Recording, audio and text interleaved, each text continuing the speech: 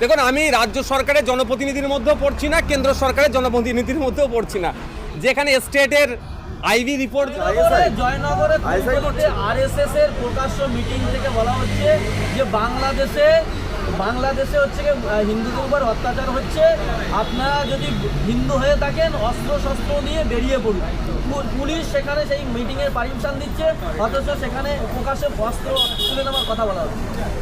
দেখুন, এই কোশ্চেনটা আমাকে না করে যদি শাসক দলের হেভিওয়েট নেতাদের করতেন আমার মনে হচ্ছে বেশি ভালো হতো। বিধানসভায় দাঁড়িয়ে মমতা ব্যানার্জি দুটো তিনটে বিষয় খুব ভালো করে খোলাসা করেছেন। প্রথম কথা বলেছিলেন বাংলাদেশে হিন্দুদের উপর অত্যাচার হচ্ছে, ওখানে শান্তি বাহিনী পাঠানো হোক।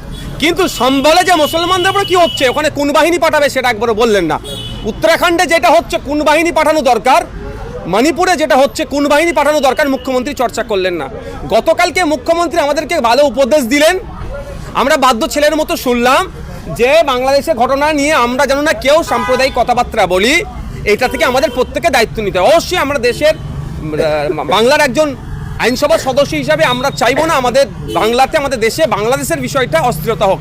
কিন্তু এটা তিনি বললেন না যে অস্থিরতা বা এমন কথাবার্তাতে আমাদের সম্প্রীতি, আমাদের ঐক্য বিনষ্ট হতে পারে, তার বিরুদ্ধে কঠোর ব্যবস্থা নেব। যদি কথা বলতেন তাহলে ওই কুলতলি ওই কথা বলতে সাহস হতো না। ব্যাপারটা হচ্ছে কুলতলিতে যারা বলেছেন এ কথা তাদের বিরুদ্ধে পুলিশ সুমোটো করেছে নাকি দেখুন, খোঁজ নিয়ে দেখবেন, করেনি। কারণ এটা বাইনারি পলিটিক্স তৈরি করতে চাইছে। বিজেপি আরএসএসকে দিয়ে হিন্দুত্বের হাওয়া তুলবে, আর তৃণমূল সেটাকে মাখুম লাগাবে মুসলমানদের কাছে, মাসিয়া সাজবে, দেখো অস্ত্র হাতে তুলে নিতে বলছে, যদি বাঁচার জায়গা থেকে তৃণমূলকে ভোট দাও।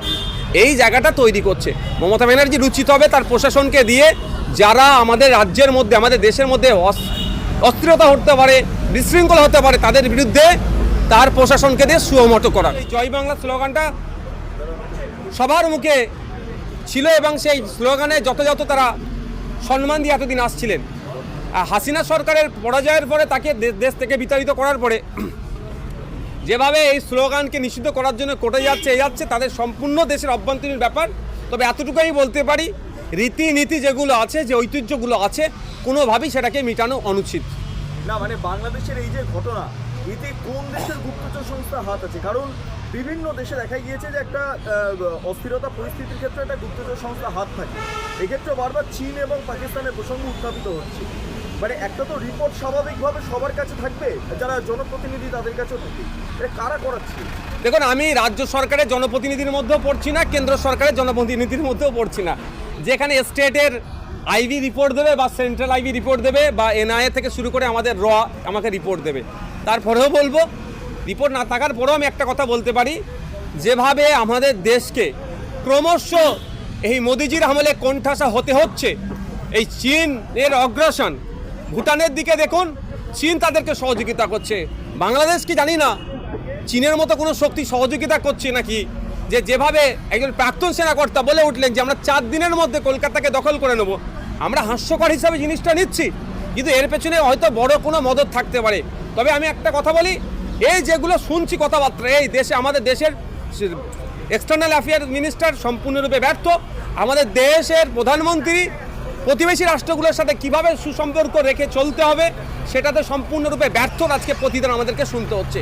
যে বাংলাদেশের সাথে আমাদের সুসম্পর্ক ছিল, সেই বাংলাদেশের নাগরিক আছে আমাদেরকে চোখ দেখাচ্ছে। সামান্য ভুটান একটা ছোট্ট দেশ, সেও বলছে নাকি তাদের জায়গা নাকি আমাদের দেশের মধ্যে আছে, ইন্ডিয়ার মধ্যে আছে। এগুলো কিন্তু আমাদের ভাবাচ্ছে। আমি বলবো আমার দেশের প্রধানমন্ত্রী সহ সরকার পক্ষকে যে অবিলম্বে প্রতিবেশী রাষ্ট্রগুলির সাথে সুসম্পর্ক গড়ে উঠুক, আর না হলে এই তিক্ততার সুযোগকে কাজে লাগিয়ে এই চীন বা পাকিস্তানকে ঘুরপথে কাজে লাগিয়ে আমাদের দেশ বিরোধী তারা প্রতিবেশী রাষ্ট্র থেকে যদি ষড়যন্ত্র তৈরি হয়, আমাদের দেশের ক্ষতি হবে। কারণ বলছি, মার্ক জুকারবার্গ যুক্তরাষ্ট্রের প্রসঙ্গ তিনি উত্থাপন করছেন। মার্কিন যুক্তরাষ্ট্রে একটা ষড়যন্ত্র আছে যুক্তরাষ্ট্রের ক্ষেত্রে, এবং পশ্চিমবঙ্গেও কি একটা যুক্তরাষ্ট্রে তৈরির ছক চলছে? আর যদি সেটা হয়, আপনি যদি মনে করেন সেটা, তাহলে মমতা বন্দ্যোপাধ্যায়ের মুখ্যমন্ত্রী হিসেবে কি ভূমিকা থাকতে পারে? দেখুন, এ ধরনের ষড়যন্ত্র চলছে কি আমি বলতে পারবো না। যদি ষড়যন্ত্র এই ধরনের চলে, তার কঠোর বিরোধিতা আমরা করব। ঠিক যেভাবে কোনো সময় গেটার কুচবিহার আলাদা হওয়ার কথা বলেছে, তার যেমন বিরোধিতা আমরা করে আসছি। দার্জিলিংকে নিয়ে বাংলা ভাগের যারা পক্ষে কথা বলছিল তাদের যেমন বিরোধিতা করে আসছি, ঠিক পশ্চিমবাংলার মধ্যে এই ধরনের কোনো অবৈধ শক্তি, অপশক্তি যদি মাথা ছাড়া দেওয়ার চেষ্টা করে, আমরা তার বিরোধিতা করব।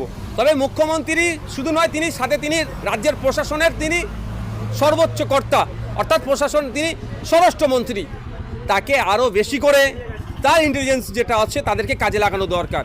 কিন্তু দুর্ভাগ্যের বিষয়, যারা আইবি আছে বা বিভিন্ন দপ্তরে যারা আছেন তাদেরকে দিয়ে তো বিরোধী দলে কে কোথায় করছে, আইএসএফের কোন নেতাটা কি করছে, তা কার নামে মিথ্যা কেস দিয়ে কোথায় অ্যারেস্ট করে রাখা যায়, সেই কাজে তাদেরকে বেশি ব্যবহার করছে।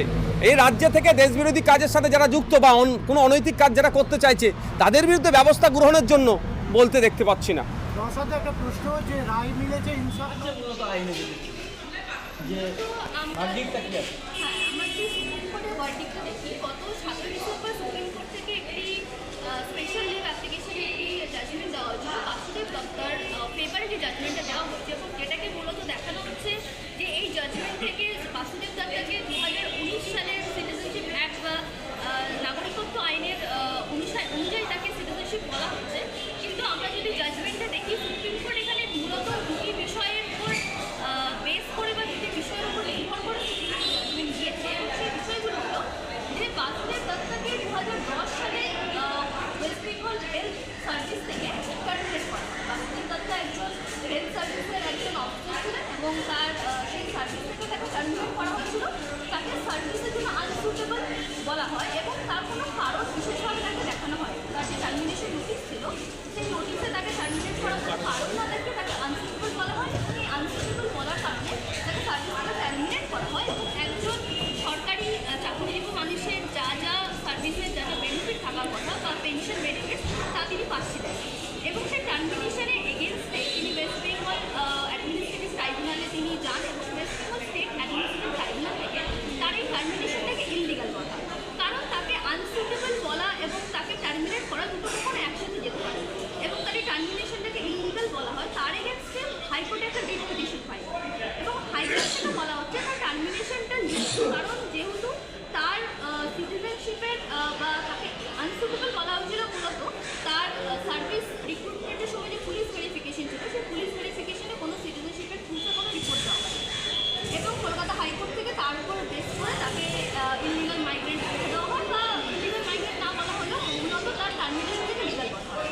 এবং মূলত এই জাজমেন্টের এগেন্স্টে বাসুদেব দত্ত সুপ্রিম কোর্টে গিয়ে আর্জি করে এবং সুপ্রিম কোর্ট থেকে গত 7 ডিসেম্বর যে জাজমেন্টটা আসে সেখান থেকে পরিষ্কার করে দেওয়া হয় যে এই বাসুদেব দত্ত নামক যে ব্যক্তি ছিলেন ওনাকে আনসুটেবল বলা এবং সার্ভিস থেকে টার্মিনেট করার কখনো আনসুটেবিলিটি কখনো সার্ভিস থেকে টার্মিনেট করার কারণ হতে পারে না।